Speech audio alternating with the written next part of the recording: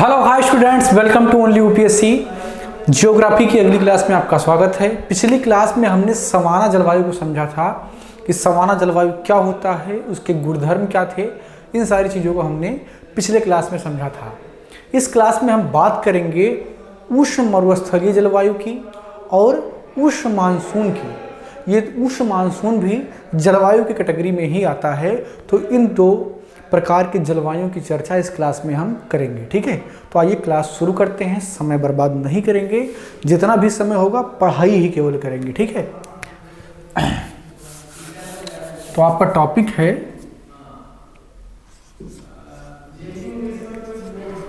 उष्ण मरुस्थलीय जलवायु।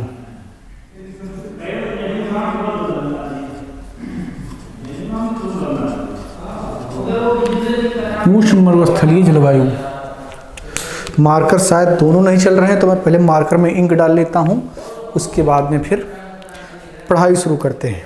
ठीक है, देखिए अभी एक काम मैं करूंगा इसी वीडियो में, आप इसको देखिए कैसे करते हैं। ठीक है, और तब तक थोड़ी बात कर लेते हैं कुछ पढ़ाई पर। देखिए आपके जो सवाल हुआ करें उसको आप कमेंट बॉक्स में लिख दिया कीजिए, जिसका जवाब मैं अक्सर दे देता हूँ दूसरे तीसरे वीडियो में। और कोई भी कन्फ्यूजन अगर आपको लग रहा है कि जिसका जवाब आपको ओनली यूपीएससी से मिलना चाहिए, उसका जवाब भी आपको ओनली यूपीएससी की टीम देती रहेगी। कई बार होता क्या है कि बहुत सारे सवाल हो जाते हैं, तो उन सबका एक साथ जवाब देना थोड़ा मुश्किल होता है, लेकिन पूरी हमारी कोशिश होती है कि आपको जवाब टाइम से दिया जाए, आपके हर सवाल का जवाब दिया जाए। लेकिन कई बार मानवीय असहज परिस्थितियों की वजह से ऐसा नहीं हो पाता है, तो उसके लिए हमें खेद भी है। ठीक है ना, मार्कर तैयार हो गया। अब मार्के का काम करते हैं, यानी कि पढ़ाई करते हैं। उष्ण मरुस्थलीय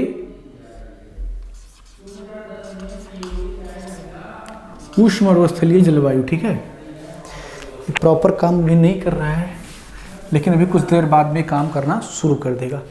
उष्ण मरुस्थलीय जलवायु, उष्ण मरुस्थलीय जलवायु।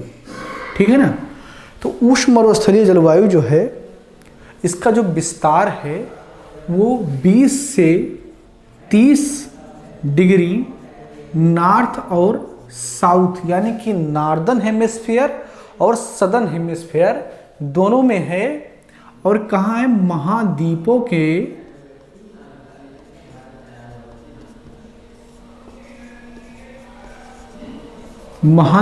के पश्चिमी भाग में। ठीक है ना, वेस्टर्न पार्ट ऑफ कॉन्टिनेंट के वेस्टर्न पार्ट पर 20 से 30 डिग्री नॉर्दर्न और सदर्न हेमिस्फीयर में उष्ण मरुस्थलीय जलवायु पाया जाता है। कभी अगर आपने मैप देखा हो और मरुस्थल का मैप देखा हो, तो आपने यह भी देखा होगा कि अधिकतर मरुस्थल इसी क्षेत्र में पाए जाते हैं। ठीक है ना, अब यहाँ पर मरुस्थल पाए जाने के जो कारण हैं, इसकी चर्चा हमने पिछले कई क्लासों में की है कि क्यों पाए जाते हैं। होता क्या है कि प्रतिचक्रवात की दिशा होती है, इसलिए बारिश नहीं होती है। दूसरी बात यह है कि पश्चिमी तट पर इस क्षेत्र में ठंडी जलधाराएं बहती हैं, जिससे वायु में पर्याप्त आर्द्रता नहीं हो पाती है और वायु के संघनन के अभाव में बरसात नहीं होती है। ये सब मुख्य रीजन हैं यहाँ पर मरुस्थल होने के। ठीक है, अब बात करते हैं यहाँ के टेम्परेचर की, ताप की। तो यहाँ जो ताप होता है वो दिन और रात में बदल जाता है। ठीक है, तो दिन का जो ताप है वो करीब 50 डिग्री सेंटीग्रेड तक पहुंच जाता है। कितना? करीब 50 डिग्री सेंटीग्रेड तक। और जो रात का ताप है वो लगभग 0 हो जाता है, लगभग 0 हो जाता है। ठीक है ना, वो लगभग क्या होता है? 0 हो जाता है। अब आप कल्पना कीजिए कि दिन में अचानक जो है टेम्परेचर 50 डिग्री सेंटीग्रेड, और जैसे ही शाम होता है, यानी कि सूर्य ढकता है, छिपता है, इतना ज़्यादा ठंडक हो जाता है कि लगभग शून्य की स्थिति आ जाती है। तो तापांतर कितना भयानक होगा, और उससे बचाव के लिए बहुत सारे ऐसे उपकरण जो वहाँ पर होते हैं उनका प्रयोग भी किया जाता है। तो तापांतर कितना हो जाएगा, 50 डिग्री सेंटीग्रेड क्या हो जाएगा, तापांतर। सर्वाधिक तापांतर जो है वो आपको मरुस्थलीय क्षेत्र में ही देखने को मिलेंगे। ठीक है, मरुस्थल दिन में बहुत गर्म होते हैं और रात में बहुत ठंडे होते हैं। ठीक है, दिन में जितनी गर्मी होती है रात में उतनी ही ठंडी होती है। इसका वजह यह है कि जहाँ मरुस्थल होता है वहाँ पर जो मिट्टी होती है वो भुरभुरी हो जाती है, एकदम रेत की जैसे हो जाती है, रेत हो जाती है। तो होता ये है कि जब इंसोलेशन प्राप्त हो रहा होता है दिन में, यानी कि जब सूर्य आसमान में होता है, इंसोलेशन प्राप्त हो रहा होता है, तो उसका टेम्परेचर बहुत बढ़ जाता है। और जैसे ही सूर्य छिपता है बहुत तेजी से उसका टेम्परेचर नीचे गिर जाता है और ठंडी फैल जाती है। ठीक है, तो ताप इसका इतना होता है, तापांतर इतना होता है। वर्षा का अभाव होता है, लगभग अभाव होता है। तो वर्षा जो है वो 25 सेंटीमीटर से भी कम होती है, 25 सेंटीमीटर से कम होती है। और जो मरुस्थल की परिभाषा है उसमें भी इस बात को मेंशन किया जाता है कि 25 सेंटीमीटर से कम वर्षा जहां पर हो उस क्षेत्र को मरुस्थलीय क्षेत्र कहा जा सकता है। ठीक है ना, तो ये हो गया वर्षा। अब बात आती है वनस्पति की। देखिए, भूगोल का ना बड़ा इंपैक्ट है हर चीज पर, लेकिन उसको उस तरीके से अगर समझा जाए तभी जो है व्यवस्थाओं को या विधियों को आप समझ पाते हैं। इस्लाम का उदय कहाँ होता है, अरब में होता है। अरब के क्षेत्र में अधिकतर जो क्षेत्र है अरब का वो मरुस्थलीय क्षेत्र है। इसीलिए इस्लाम में किसी भी प्रकार के प्रकृति पूजा को वैध नहीं माना गया, क्योंकि प्रकृति ने उन्हें कुछ नहीं दिया। आप अगर जाएंगे सऊदी अरेबिया चले जाइए या किसी भी जगह पर चले जाइए जो अरब क्षेत्र है जहाँ पर इस्लाम का प्रभाव ज़्यादा है, जहाँ पर उत्पत्ति हुई इस्लाम की, वहाँ आप इस चीज़ को महसूस करेंगे कि दिन में दूर दूर तक रेत के टीले के अलावा कुछ भी नहीं होता है। और रात में क्या होता है, जब रात होती है तो मौसम ठंडा और सुहावना हो जाता है। इसीलिए इस्लाम में एकमात्र चिन्ह, एकमात्र प्रतीक पूजा के योग्य मानी जाती है, वो है चांद। क्योंकि जब चांद आसमान में आता है तो सुकून महसूस होता है। वहां पर दिन में भीषण गर्मी होती है, इतनी गर्मी की बर्दाश्त नहीं होता है। तो भूगोल का प्रभाव आप देख रहे हैं किस प्रकार धर्म पर होता है। इस्लामिक धर्म में उनके पहनावों को अगर आप देखें तो उससे भी आप इस चीज को कनेक्ट करेंगे कि उसका रिलेशन कहीं ना कहीं किससे था, जियोग्राफी से उसका रिलेशन है, उसका रिलेशन भूगोल से है। क्योंकि रेत में जब आप चल रहे होते हैं तो आपको अपने कपड़े ऊपर अगर नहीं रखेंगे ना तो रेत आपके पैरों में लिपटेगी, आपको पतले कपड़े पहनने पड़ेंगे, ढीले कपड़े पहनने पड़ेंगे। इसलिए वो कुर्ता और पजामा का प्रयोग करते। ठीक है ना। लेकिन जब इस्लाम अरब से बाहर निकला तो जो बाकी पूरी दुनिया के जो मुस्लिम हुए उन्होंने उसी अरब के इस्लाम को जो है कॉपी करने की कोशिश की, और इसलिए उन्होंने अपने भूगोल को ध्यान में नहीं रखा। उन्होंने उसी को जो वहाँ पर था उसको एज इट इज फॉलो कर लिया। आज वर्तमान में आप देखते होंगे इंडिया में, पाकिस्तान में, बांग्लादेश में जो मुस्लिम कम्युनिटी है वो बिल्कुल अपने आप को उस तरीके से रखना चाहते हैं जैसे अरब के मुस्लिम रखते हैं। लेकिन अरब का ज्योग्राफी अलग है, इंडिया सब कॉन्टिनेंट का ज्योग्राफी अलग है। तो ठीक है, अब उनका अपने धार्मिक मान्यता है, मानते हैं। और बस मेरा जो समझाने का उद्देश्य है वो ये है कि किस प्रकार जो है धर्म का ज्योग्राफी से संबंध होता है। तो यहाँ जो वनस्पति पाई जाती है वो कांटेदार घास, कांटेदार घास, वृक्ष कांटेदार जिनकी जड़ें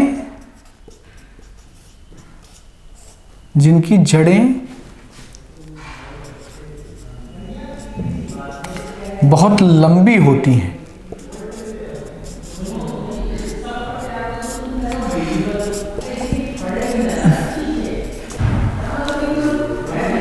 पत्तियां सिकुड़ी हुई होती हैं।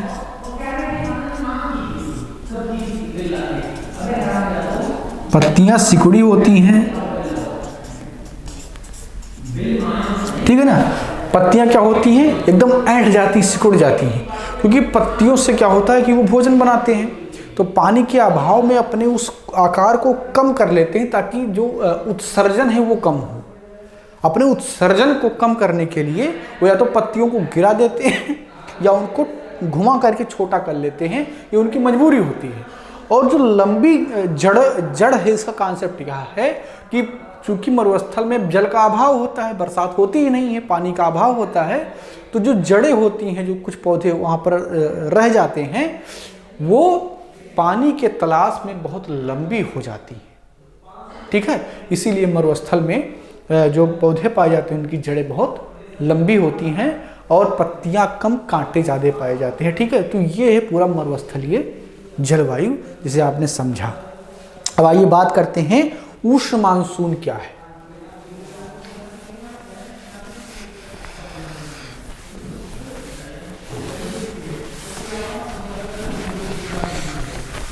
उष्ण मानसून हमें पढ़ना है, देखते हैं क्या है।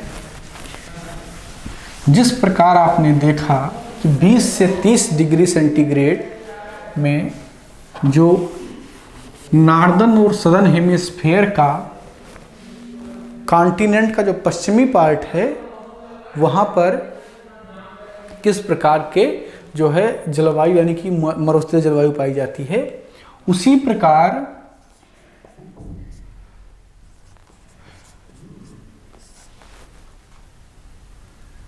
5 डिग्री से लेकर के 30 डिग्री नॉर्थ और साउथ यानी कि नॉर्दर्न और सदर्न हेमिस्फीयर में महाद्वीप के पूर्वी भाग पर, महाद्वीपों के पूर्वी भाग पर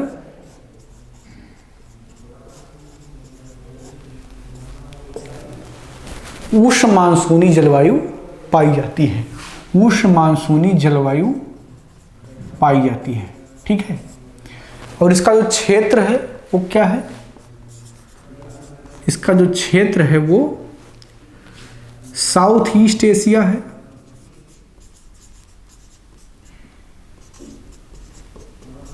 ठीक है ना, साउथ एशिया और नॉर्दर्न ऑस्ट्रेलिया, ठीक है, नॉर्दर्न ऑस्ट्रेलिया। तो ये जो क्षेत्र हैं इसमें इस प्रकार की मानसूनी जलवायु पाई जाती है, ठीक है ना। अब यहां का जो तापांतर है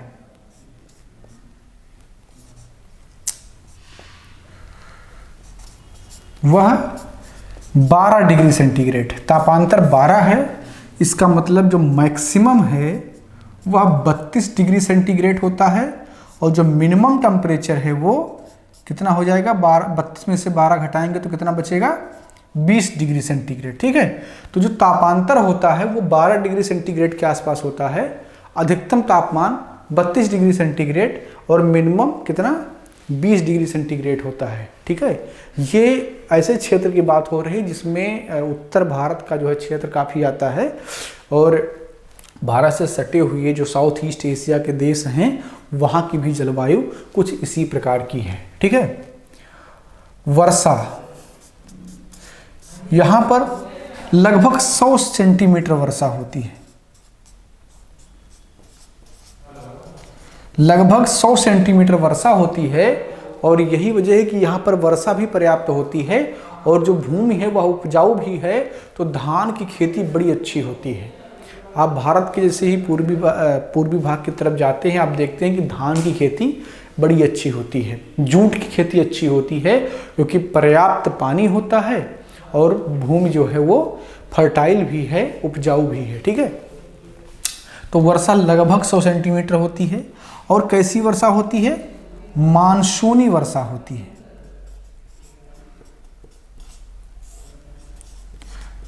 मानसूनी वर्षा होती है। गर्मी में वर्षा का अभाव गर्मी में वर्षा का अभाव होता है, सॉरी गर्मी में वर्षा होती है और ठंड में वर्षा का अभाव होता है। गर्मी में वर्षा होती है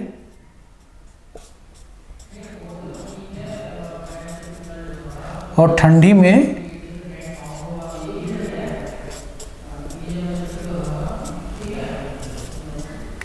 वर्षा का अभाव होता है।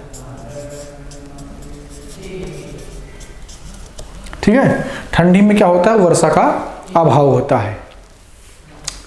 वनस्पतियां की बात कर लेते हैं कि वनस्पतियां कैसी पाई जाती हैं यहाँ पर।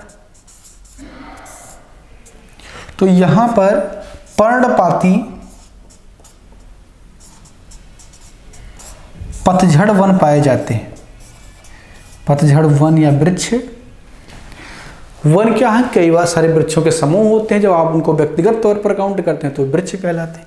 तो पर्णपाती पतझड़ वन और वृक्ष पाए जाते हैं।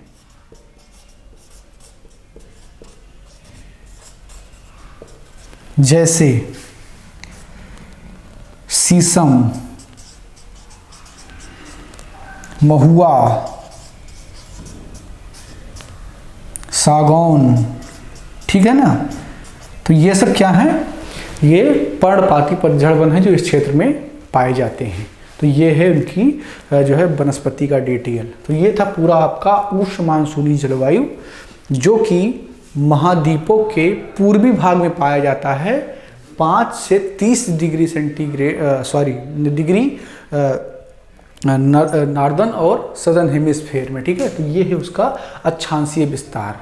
तो इसमें आपने समझा, यानी कि इस पूरे क्लास में आपने समझा कि उष्ण मरुस्थलीय जलवायु क्या है और उष्ण मानसूनी जलवायु क्या है। एक महाद्वीपों के पश्चिमी भाग में पाई जाती है और दूसरा महाद्वीपों के पूर्वी भाग में। काफ़ी देर तक जब आप बोलते हैं तो फंबल प्रॉब्लम होने लगती है, यानी कि आप बोलना कुछ और चाह रहे हैं और मुंह से आपके कुछ और निकल जाता है।